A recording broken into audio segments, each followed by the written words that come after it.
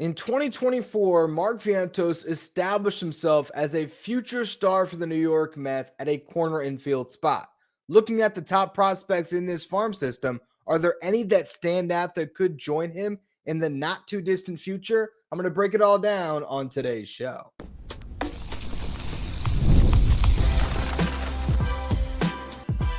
You are Locked On Mets, your daily New York Mets podcast. Part of the Locked On Podcast Network, your team every day. Hello to all you amazing Mets fans. You're watching Locked On Mets, part of the Locked On Podcast Network, your team every day. I'm your host, Ryan Finkelstein. If you want to find any of my work, follow me on X at Finkelstein Ryan. You can also find some of my writing at justbaseball.com, where I work as the managing editor. Today's episode is brought to you by Game Time. Download the Game Time app, create an account, use the code LOCKEDONMLB for $20 off your first purchase. And we have talked a lot about the Mets situation at first base and third base this offseason because of Pete Alonso and the ongoing contract dispute between the Mets and their homegrown star. And it seems like there's a possibility that he might have played his last game as a New York Met. And I did a show last week breaking down the internal options at third base potentially if the Mets slide Mark Vientos over to first. Today, we're going to look at this from more of a long-term lens. What is the Mets standing right now when it comes to organizational depth at first base and third base? Who are the top prospects or young players that stand out that could man those positions if the Mets just stay internal? If there's no Pete Alonso coming back, no Vladimir Guerrero Jr. sign, and this is just about sticking with the young players you developed, what is the Mets' answer? And obviously we know one of the answers to this question. That's Mark Vientos. We don't know what his position is going to be long-term, but we know this guy's going to hit. He's 25 years old, just turned 25, coming off a breakout season where he posted an .837 OPS, hit 27 bombs, drove in 71 in 111 games. Then calendar turned to October. It was playoff baseball, and Mark Vientos shined on the biggest stage, had a .998 OPS in 13 games, hit 5 more home runs, 14 more RBIs. Put it all together between the regular season and the postseason. He had 32 homers and 85 RBIs in 124 games. If you want to look at that based on a per 162, that would have been a 42 home run season with 111 RBIs. So if you're looking for the replacement for Pete Alonso, that is the replacement for Pete Alonso. It's Mark Vientos. And his progression has been incredible to watch. I have been talking about Mark Vientos on this show for pretty much almost 5 years now. If you really go back and look at it, 2021 was when he really started to burst onto the scenes. I remember doing an entire episode. I wrote an article for Just Baseball comparing Mark Vientos' numbers, I believe it was that year in 2021, to Pete Alonso's numbers when he was a prospect for the New York Mets, and how the slug was very similar between these two players. And so now you see the progression, and all of a sudden he is the breakout star of the 2024 season. You see him now as a frequent bystander at Knicks games, sitting courtside, getting on the Jumbotron, getting a big applause from the Mets fans in the building with his bleached blonde hair reminiscent of Mike Piazza. This kid has swag, as I'm wearing a Swaggy V shirt right now. He has that star power, and it's kind of a pun thrown in there too when it comes to power, because that really is what you're talking about with Mark Vientos, a guy that could hit 40 home runs a season over the course of his big league career, and a clear-cut guy that's going to be in the starting lineup every day throughout this upcoming season.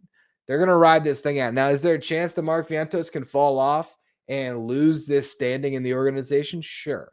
That's a possibility. I just don't think it's going to happen. The question really just is at this point, is he a third baseman long-term? Is he a first baseman? And I really am torn on what the Mets should do here. You have him for 4 more years of club control. And I actually did a show during the playoffs, I believe, where I talked about why the Mets would be wise to extend him this offseason so you can maybe get him on a cheaper deal, buy out some of those free agent years. They haven't done it yet. We'll see if they approach him about an extension in spring training. Because they're pushing up against the luxury tax, there is part of it where that extension he starts to become more expensive immediately, and you have to get taxed on that money. So maybe it makes more sense to let him play out this final year pre-arbitration. And then once he hits arbitration, then you negotiate a deal to buy out some of his free agent years. But the bottom line is you are not really worrying about one of these spots for the next 4 seasons at least. Mark Vientos is going to be an answer. I don't think he has to be a DH. He could be if your roster necessitates it because you have 2 guys that step up at first and third that are better defensively. He could become your DH, but I don't think you have to put him there. I think he proved last year he can play third. I think if he gets regular run at first base this year and they decide that's his spot moving forward, he could be your first baseman. Now, in the meantime, when you're still trying to figure that out, you have some other young players that we've already talked about that are going to be vying for playing time. There's 3 infielders that have a chance to make the opening day roster. One of them, the least likely of which, just due to the injury, and that's Ronny Mauricio. But we would imagine this year, especially if Pete Alonso does not come back, that you're going to see a pretty fair amount of playing time going to Brett Baty, Luisangel Acuña, and Ronny Mauricio. And I don't want to spend too much time on these players because, again, I've talked about them. I had a whole show breaking down which of those 3 guys has the best chance to, win the job on opening day and to play the most throughout the season. I think the way it's likely going to work is Ronny Mauricio is going to be the everyday third baseman in Syracuse to start the year to get his legs under him, to see if he can, shake off that rust and see what he looks like in the box. And then Brett Baty would likely get the keys either at third or first to start the year. Third time's the charm, maybe, or 3 strikes, you're out. And then you could hand the keys over to Mauricio. And then there's Acuña. And I wanted to talk about Acuña in this episode because ultimately, while he could see some time at third base this year in a super utility role, he's an up-the-middle player. You don't want to waste Luisangel Acuña's athleticism at third base. You either want him to play second base where he would be absolutely elite, gold glove caliber. If Lindor ever goes down, and knock on wood that doesn't happen, he's clearly your backup shortstop. We saw that last year with the back injury with Lindor. It was Acuña that stepped in. And I am hoping that there's a chance here that we can see some center field out of Acuña this year. He played a lot of center field last year. He looks good out there. I think he brings you more upside offensively than the 2 center fielders the Mets going to be rolling out there with Jose Siri and Tyrone Taylor. So there's that other position that we could see him at. He does not profile as a long-term answer at one of the corner spots just because the athleticism is too much. And then that brings me to Jet Williams, who also is a similar build as Acuña, a short speedster that is a shortstop, could probably play the position once he got to the big leagues, but Lindor's there. So more likely you're going to see him in center field, I think. Jet Williams should not be wasted at third base. Now, if the way the Mets season plays out, Jeff McNeil has a great year maybe. Mark Vientos have been playing first base the whole season. They tried Baty. They tried Mauricio. Maybe they tried Acuña. And none of those guys are working, and Jet Williams has another incredible season like he did 2 years ago where he went from low A to double A by the end of the year. If Jet Williams has great performance in Binghamton to start the year, ends up in Syracuse, tears the cover off the ball there's a world where Jet Williams is playing third base by the end of the season. But long-term, I think he profiles more up the middle.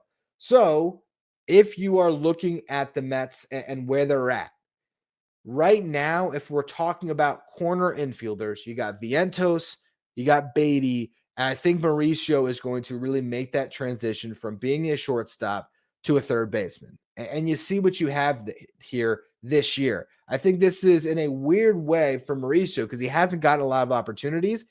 This is sort of the last year where you might see those guys, and Mauricio and Baty, get that level of run where you really figure out, okay, are they a part of the long-term future of the New York Mets? Are these guys everyday players in the big leagues? Are they viable bench pieces long-term, or are they guys that are not going to be part of the plans at all whatsoever?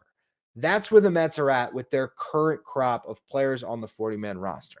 But as we look beyond it, there's a couple of top prospects that have been rising up rankings, and there's one in particular that I think by the end of this season, you might be looking at and saying, man, is he the first baseman of the future? I'm talking about Ryan Clifford, and we're going to go through what he brings to the table for the New York Mets and what to look out for in 2025 in just a minute. First, though, a quick word from our sponsors. Today's episode is brought to you by Game Time. Game Time is the fast and easy way to buy tickets for all the sports, music, comedy, and theater events near you. And Game Time Picks is their feature that'll make it easier to get tickets for your favorite live events, because Game Time Picks is going to filter out the fluff and show you only incredible deals on great seats. So you don't have to waste your time searching through thousands of tickets. You can also view your seat before you buy, so you know exactly what to expect when you arrive. There's all-in pricing that you can see up front, so you don't have to worry about fees once you check out. And you can buy tickets in a matter of seconds. 2 taps, you're all set. Download the Game Time app, create an account, and use the code LOCKEDONMLB for $20 off your first purchase. Terms apply. Again, create an account, redeem the code LOCKEDONMLB for $20 off. Download Game Time today. What time is it? It's game time. Stay up to date with all the latest in the world of sports when you check out Locked On Sports Today, streaming 24/7 on YouTube. If you're watching on YouTube, do me a favor, hit that subscribe button. Our next goal is to get to 13,000 subscribers. I appreciate all of you who continue to subscribe. Let's talk about Ryan Clifford. He's 21 years old. He was drafted by the Houston Astros in the 11th round of the 2022 draft, but signed over slot for just over $1.2 million. So that's how you know he was a first or second round talent that the Astros were able to get much later on in the draft by paying him that big bonus. Funny thing about Ryan Clifford, he was a steal of the draft for the Houston Astros when Chris Gross was running the draft for the Houston Astros. Now he got poached. He's been running the Mets draft. Last year was his first year in the organization, first full year in the organization for Clifford and Drew Gilbert, guys that he drafted in Houston that were traded to the Mets in the Justin Verlander deal. Now, when the Verlander deal happened, Drew Gilbert was the headliner. Former first-round pick, guy that was already up in Double-A. If you go back, though, and listen to my breakdown of that trade, I remember distinctly saying, is Ryan Clifford the steal of this trade? Is he the real piece the Mets got? And as we look towards updating top 10 lists, and I'm looking over what I had at the end of the season last year, I think I will put Ryan Clifford over Drew Gilbert now, because Ryan Clifford has a level of upside that I don't think Gilbert really possesses. Now, Drew Gilbert could be a good big leaguer. We'll see what happens this year. He had a lost season due to injury. Full year now, maybe in AAA, we could see Gilbert, pop again, and maybe he is a center fielder of the future for the New York Mets. That's a possibility, but he's also seeing a lot of time in right field. I think there is some real fourth outfielder risk for Drew Gilbert, and that's not a bad thing if he ends up being a fourth outfielder. When you have Juan Soto and Brandon Nimmo on these long-term deals, those guys are going to need to get some time at DH, and that that fourth outfielder could get some time at left, get some time in right, play a little bit of center field. You never know. Drew Gilbert might be a really nice piece for the Mets, but Ryan Clifford has the upside of being a star player if everything breaks right. He's got the most power in this system right now. And that's what you really love about him, is this bat that you can finally dream on with Ryan Clifford. You look at what he did in 2023, the year the Mets traded for him. He hit 22 home runs across 90 games played in high A, 16 of them with the Astros, 6 with the Mets. That's 1 year after getting drafted at 19 years old. And again, he was playing in high A at 19. Last year, he starts in high A again. And that was probably just to have him spend a little more time at that level for the Mets. And he struggled. He struggled a lot. He just was not hitting for power. 1 home run in 31 games, but he still walked 23.5% of the time. And the Mets promoted him. And it was a little bit surprising because the overall stats weren't great, but the explanation came out. It is really tough to hit for power as a left-handed hitter in Brooklyn. You're playing kind of off the water a little bit. And it's a tough place when it comes to the wind and everything else to really get the ball out in right field. So they move him up to Double-A. And in Double-A, he puts up much better numbers. Okay. He hit 231, 359 on base, 456 slug, had 18 home runs and 58 RBIs in 98 games. If you look at qualified hitters in the Eastern League in Double-A there that he was playing at, he ranked 3rd in home runs behind Jeremiah Jackson, who was 2nd. Jeremiah Jackson is a Mets prospect who had 19 home runs in Binghamton, but it's the 6th year of his minor league career. He had a .618 OPS. He's not much of a top prospect. Then you have Zach Kwiatkowski, who led the Eastern League in home runs with 20. He's a 26-year-old in his fourth minor league season.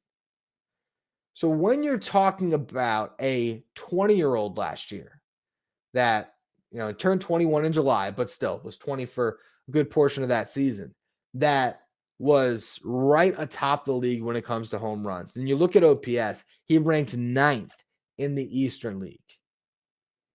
It's not crazy to say that he was the best home run hitter in that league. Kwiatkowski and Jackson both played more games than Ryan Clifford. He was only a couple home runs away from the league lead. So that is really impressive. He walked 15.6% of the time at AA. That's a really good walk rate. He is your 3 true outcome hitter because he struck out nearly 30% of the time, 28.9%. He's going to strike out a bunch. At some point, maybe he is able to be a little more aggressive, and you might see sort of a coinciding drop in his walk rate and his strikeout rate. But what you don't want to do is get more aggressive and trade some of the power for hit. You want him to be that 3 true outcome guy if he's going to have the potential to get to a 40 home run profile one day. He has a lot that you like when it comes to a sweet left-handed swing, and he can lift the baseball. I mean, that is what scouts salivate over. And he is now, if not a consensus top 100 prospect, definitely nearing that direction. I would say when it comes to the prospects that are getting the most love right now, when you're seeing all these top 100 lists that come out, it's obviously Brandon Sproat, it's Jet Williams, and then it's Ryan Clifford. I mean, you're not going to see many top 100 lists still have Luisangel Acuña on there. He's still technically a prospect, but he's fallen off of a lot of lists. Part of that is due to just some prospect fatigue. He's been around for a while, but also it's a lack of upside. And the same thing I think is present with Drew Gilbert. Ryan Clifford has the upside that you dream on that allows you to be high on those top 100 lists. And if he starts the season really well, I don't know if he's going to begin the year in AA. He could have a full season in AAA like Acuña did last year. If he's hitting a bunch of home runs, if he is maintaining that walk rate at the highest level, and maybe if he can cut down the strikeouts a little bit, I mean, you might be at a point near the end of the season where you're thinking, all right, is Ryan Clifford our answer at first base? Defensively, he does still get some time in the outfield. It was pretty much split last year, about half the time at first, and then he split the other half of the time between left and right. He does have a big arm, so there is that hope if you're just talking about purely, developmental for Ryan Clifford and his future as a big leaguer. His best outcome is in right field because there's more value to him being a right fielder, and that arm can really play. But he doesn't have a lot of range. He's not very quick. His best position long-term is probably first base, and the Mets might have an opening there. And I don't think you necessarily plan for Ryan Clifford now, but I do wonder with Vladdy as a free agent next year, with Josh Naylor as a free agent next year potentially too, but really Vladdy. I don't know if the Mets are really going to pursue Vladdy or not.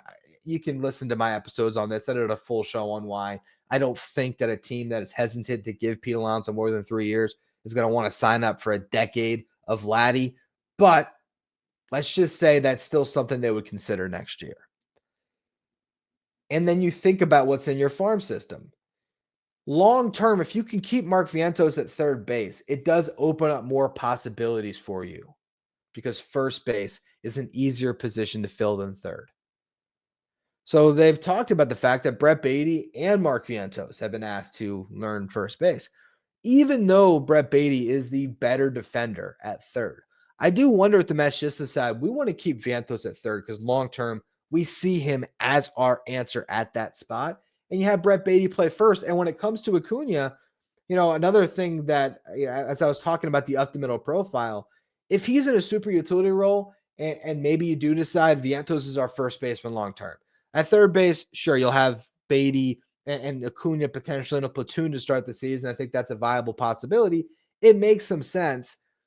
If instead you keep Vientos at third playing every day and you're trying to figure out first base, I could see a world where if Acuña hits in spring training, maybe he is your starting second baseman come opening day, and you might move Jeff McNeil over to first.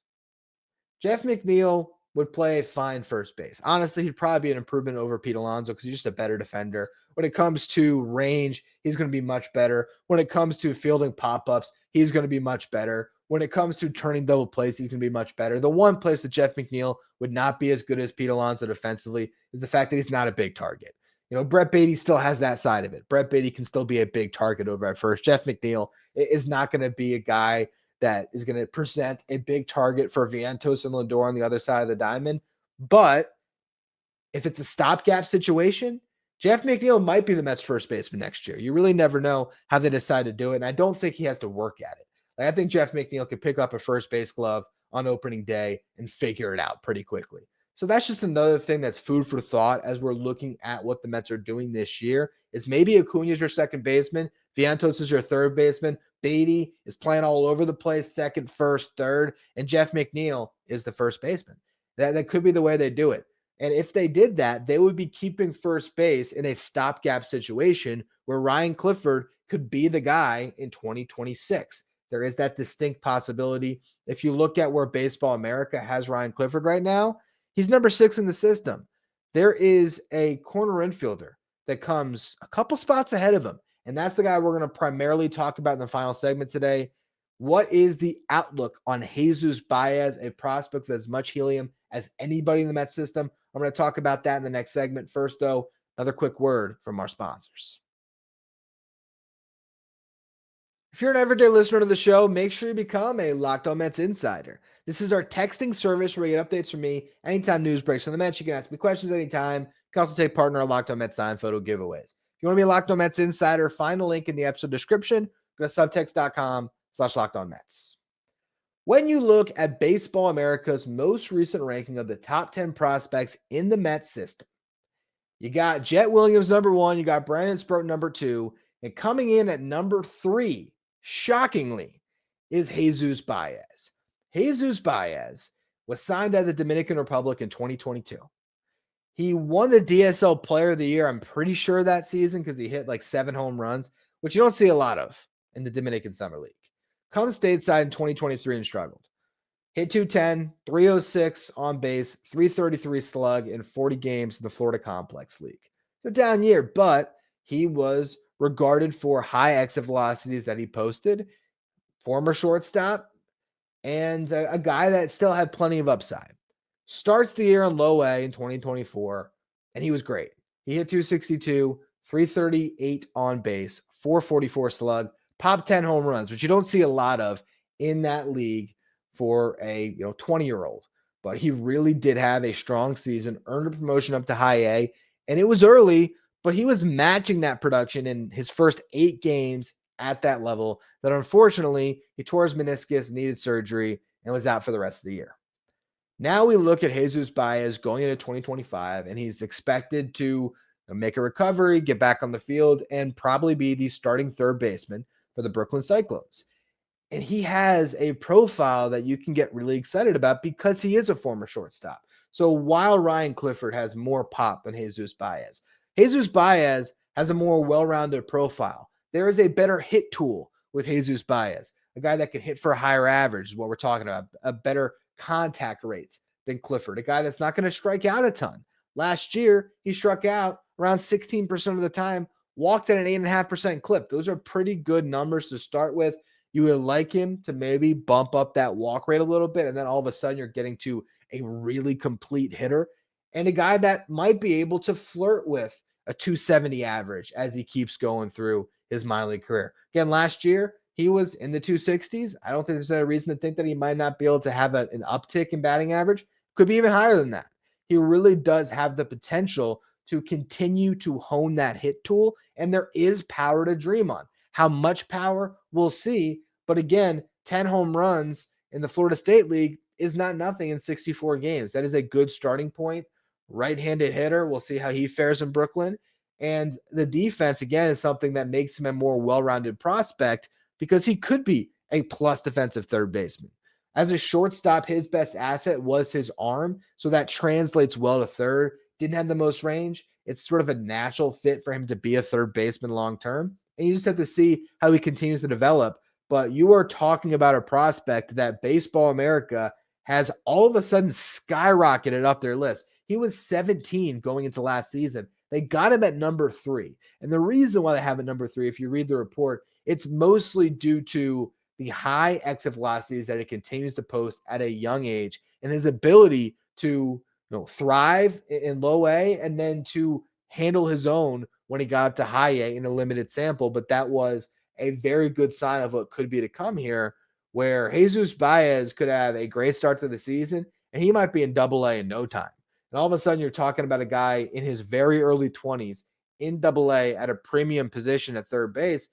That's a prospect that you can really dream on. The Mets don't have a lot of guys like this right now. I mean, if you're looking at the corner infield spots, it's Clifford and Baez as sort of a 1A, 1B. I still would prefer Clifford just because I think the bat is a little more proven at this point, certainly when it comes to the home run potential. But there are scouts, and I think this is where Baseball America comes in, that do really think about that defensive side of things. And Ryan Clifford, your best outcome is a league average defender at first base or in right field, more likely at first base. Jesus Baez has the ability or the potential to do it on both sides of the ball. So that's where he is really exciting. And you never know. In 2 years, we could be talking about Jesus Baez as the Mets third baseman and Mark Vientos is their first baseman and Ryan Clifford's a DH. You never know how these things are going to work out, or these guys could become big pieces that get dealt if the Mets are in a position at the deadline where maybe they need a first baseman. Maybe the Blue Jays signed Pete and had a disaster of a season anyway, and they're floating Vladdy at the deadline, and the Mets need to have a top prospect traded, and Jesus Baez is the guy that's sent over for a rental in a year the Mets are trying to win the World Series. You never know how these things are going to shake out, but those are the 2 prospects right now that I would say are your best bets at having a future star or at least a future starter at one of those spots at first or third. Just to run through some other names of note right now, I'm going to give you 3 more prospects to think about here. First one is Boston Barrow, 20 years old. Mets signed him over slot, 8th round pick back in 2023. First full season last year in low A, hit a 767 OPS, earned a late season promotion to high A. He could be the starting shortstop in Brooklyn this year. I'm trying to think who else it would be. I imagine it might be him. Obviously, Baez is going to start at third. So I would think it probably would be Boston Barrow to open up the year. And we'll see how he progresses. He got some time at second, got some time at third last year. Once Baez got promoted, Barrow went from second and moved over to third. I think it was A.J. Ewing who ended up playing a lot of second base in the Florida State League with Colin Houck, the Mets first round pick in 2023 at shortstop. Houck did not have a great year. I thought about talking about him, and I guess I am now. He could be a third baseman long-term, but right now we just got to figure out how to hit. So we won't spend too much time there. Boston Barrow is definitely a name to watch this year. Again, probably plays a lot of shortstop this year. You want to keep that tool in the toolkit because these guys aren't all going to play for the New York Mets. And if Boston Barrow can prove that he can hit and play good defensive shortstop in high A, all of a sudden that is a prospect that might kind of shoot up your rankings and someone that could be dealt at the deadline or, in the off seasons, whatever it is. Another guy to talk about is Jacob Reimer. He turns 21 years old in February, 4th round pick for the Mets in 2022. Had a great season in 2023. We had a .412 on base percentage in Port St. Lucie in 75 games. Got the promotion up to Brooklyn in high A, where he struggled to hit, but he still got on base at a good clip. 354 on base because he had a 17% walk rate. Because of that plate discipline, I was very high on Jacob Reimer going into last year, but he had a really bad hamstring injury that kept him out for most of the season. Had a bad showing in the Arizona Fall League. So he sort of needs a reset. I don't know exactly how they're going to fit him in the high A plans with Jesus Baez there. Baez is going to get the priority at third base. So I imagine we see Reimer get some time at first. You could still have Baez get a little bit of time at shortstop just to show that he can still do it, and then have Reimer get some time at third. It's good to have these guys move around a bunch. You never know. You might stick Reimer in a corner outfield spot a little bit as well, just to add to his versatility. But the question is he going to hit? And so after struggling last year in a limited sample size, struggling in the Arizona Fall League, he definitely has to show something with the bat. Last guy I wanted to mention is Nick LaRusso. Now, he is not going to rank very high on top prospect lists because he is your prototypical guy that was a 4-year college bat that is hitting in the minor leagues, and you don't know if that's just an older guy thriving against younger competition or a guy that has the legs to actually do it at the highest level. He was drafted in the 9th round out of Maryland. That season in 2023, he hit 26 home runs and drove in 105 in 61 games. So really impressive stats. And he hit the ball well in Brooklyn last year. Had an 834 OPS, 11 home runs, 42 RBIs in 70 games. Got the call up to Double-A.